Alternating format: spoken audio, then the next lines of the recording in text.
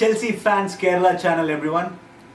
ഇന്ന് എൻ്റെ കൂടെ എൻ്റെ ഏറ്റവും അടുത്ത സുഹൃത്തുക്കളും മാൻ യുണൈറ്റഡിൻ്റെ ഹാർഡ് കോർ ഫാൻസുമായിട്ടുള്ള 3 പേരുണ്ട്. ഷംനാദ്, ആതിഫ്, ഇർഷാദ്. ഞങ്ങൾ ഒരുമിച്ച് ഫുട്ബോൾ കളിച്ചും ഒരുമിച്ച് ഫുട്ബോൾ കണ്ടും വളർന്ന ആൾക്കാരാണ്. പക്ഷേ ഇന്ന് ഡിസ്കസ് ചെയ്യാൻ പോകുന്ന ടോപ്പിക് എന്ന് വെച്ചാൽ നമ്മുടെ പെഡ്രോ ഡീലാണ്. Pedro, I am ecstatic about the Pedro deal. ഒരു വേൾഡ് ക്ലാസ് പ്ലെയറിനെ for 21 million it was a steal deal. അപ്പോൾ എനിക്ക് ഇവരുടെ തോട്ട്സും കൂടി കിട്ടണമെന്ന്. Let's talk to Shamnad first. Shamnad, എന്താണ് തോന്നുന്നത് പെഡ്രോ ഡീൽ? മാഞ്ചസ്റ്റർ സിറ്റിക്കെതിരെയും സിറ്റിക്കെതിരെയും മോശം പ്രകടനം കാഴ്ചവെച്ച ചെൽസി ടീം പെഡ്രോയെ ചെൽസി മെയിനായിട്ട് സൈൻ ചെയ്യാൻ കാരണം മൗറിഞ്ഞോക്ക് വില്യൻ, അതേപോലെ റമീറസ്, ഓസ്കാർ, കൊഡ്രാഡോ ഈ പ്ലേയേഴ്സിലുള്ള ട്രസ്റ്റ് നഷ്ടമായിരിക്കുകയാണ്. ഇതാണ് മെയിനായിട്ടും ചെൽസി പെഡ്രോയെ റമീറസ് എന്ന് പറയുന്നത് ഒരു സ്ക്വാഡ് പ്ലെയർ ആണ്. വില്യൻ ഒരു വർക്ക് ഹൗസ് ആണ്. ഒരു എന്ന് പറഞ്ഞാൽ മൗറിഞ്ഞോ ടീമിന്റെ ഒരു വളരെ ഇമ്പോർട്ടൻ്റ് ആയിട്ടുള്ള ഒരു പ്ലെയർ ആണ്.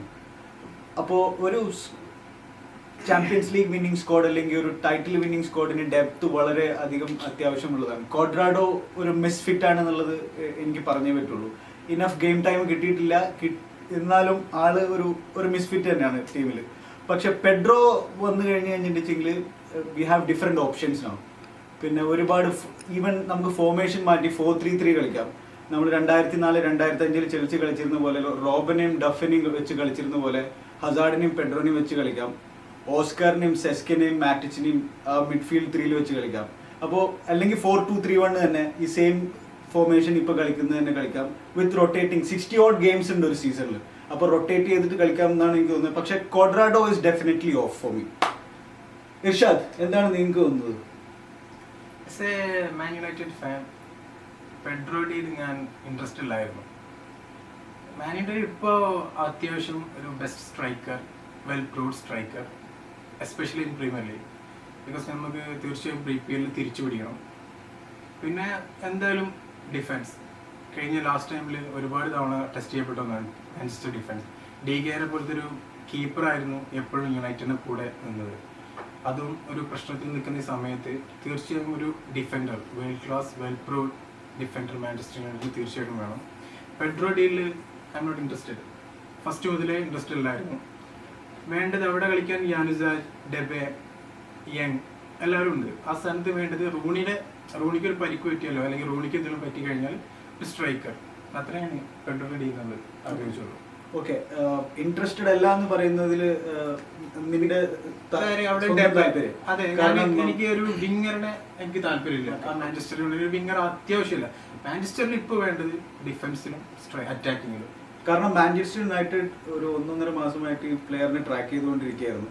ഈവൻ അൺടിൽ ട്യൂസ്ഡേ അവർ ഓൾമോസ്റ്റ് ഡീൽ ഡൺ എന്ന രീതിയിലായിരുന്നു നിന്നിരുന്നത്.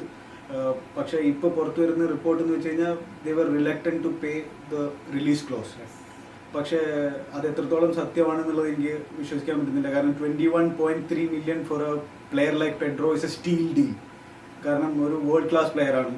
അപ്പോൾ 21.3 million മാഞ്ചസ്റ്റർ യുണൈറ്റഡ് പേ ചെയ്യാൻ താല്പര്യമില്ല എന്ന് പറയുന്നത് എത്രത്തോളം വിശ്വസനീയമാണെന്നുള്ളത് എനിക്ക് പറയാൻ പറ്റുന്നില്ല. പിന്നെ വുഡ്വേർഡ് ഓൾറെഡി ബാഴ്സലോണയിൽ ഉണ്ടായിരുന്നു. ആള് ഡീലിന് ട്രൈ തന്നെയാണ്. പെഡ്രോ ഒരു വേൾഡ് ക്ലാസ് പ്ലെയർ തന്നെയാണ്.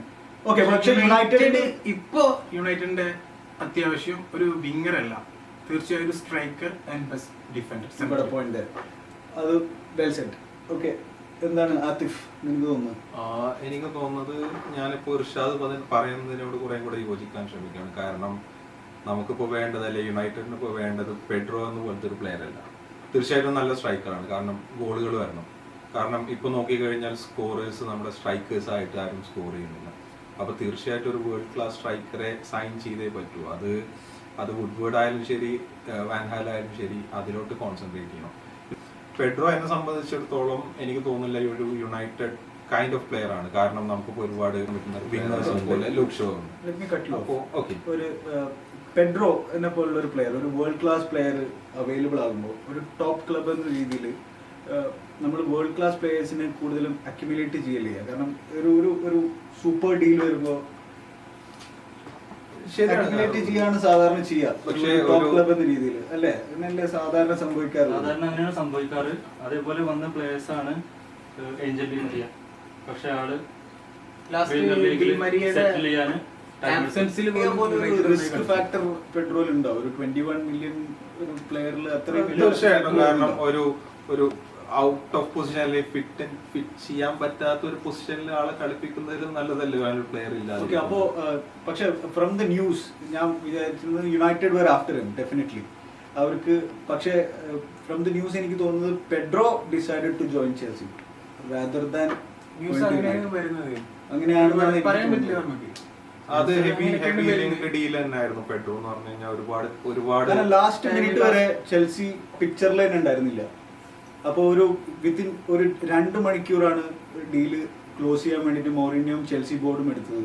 അതുകൊണ്ടാണ് പറഞ്ഞത് ചെൽസി സിറ്റി രണ്ട് ഗെയിംസ്. പക്ഷെ ഒരു പാനിക് ശേഷം അതിലുണ്ടായ പ്രശ്നങ്ങളാണ് ഡെസ്പറേറ്റ് ആണ് എന്നുള്ള പറയാൻ പറ്റും. ഒരു പാനിക് ബൈ അല്ലല്ലോ. കാരണം ഒരു പാനിക് ബൈ ആണെങ്കിൽ splash out a lot of millions. ഇല്ല, നിങ്ങൾക്ക് 2 മണിക്കൂറിനുള്ളിൽ സൈൻ ചെയ്യാൻ പറ്റിയ ഒരു ഒറ്റ പ്ലെയർ എന്ന് പറഞ്ഞത് പെഡ്രോ ആണ്. Because he has A release clause. Okay, അപ്പൊ പറയുന്നത് പാനിക്കിലാണ്. പാനിക് എന്ന് പറയുന്നില്ല, ഡെസ്പറേറ്റ്. മൂന്നാമത്തെ ഗെയിമില് ഒരു ഡ്രോ ഒരു ലോസോ ഇല്ലാതിരിക്കാൻ വേണ്ടിയിട്ട് ഫാൻസിനെ ഒന്ന് ലിഫ്റ്റ് ചെയ്യാൻ, അല്ലെങ്കിൽ മൗറിഞ്ഞോക്ക് സ്വന്തം പ്ലേയേഴ്സിൽ ട്രസ്റ്റ് ചെയ്തിട്ട് മുന്നോട്ട് പോകാമായിരുന്നു. ഇത് ഈ ട്രാൻസ്ഫറിന്റെ മനസ്സിലാവുന്ന അങ്ങനെയാണ്. കാരണം ഇത്രയും ടൈമില് മൊറീഞ്ഞോ ഒന്നും ചെയ്യായിരുന്നു. മൊറീഞ്ഞോ 2 ഗെയിമില് കഴിയുമ്പോ പെട്ടെന്ന് ഒരു ഡിസിഷൻ വിത്തിൻ 2 hours ഒരു സൈനിങ് നടത്തുക എന്ന് പറയുമ്പോൾ അല്ല, ഏതൊരു ടൈറ്റിൽ വിന്നിംഗ് ടീമാണെങ്കിലും കാരണം കൂടെയുള്ള പിന്നെ റൈവൽസ് സ്ട്രെങ്തൻ ചെയ്യുമ്പോൾ ഡെഫിനറ്റ്ലി ഒരു ടൈറ്റിൽ വിന്നിംഗ് ടീം സ്ട്രെങ്തൻ ചെയ്തിരിക്കണം.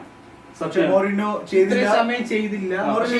ഗെയിം അതിനയാളെ അപ്പോൾ so you guys are saying it's ഒരു ബ്ലെസ്സിംഗ് ഇൻ ഡിസ്ഗൈസ് എന്ന് പറയാം.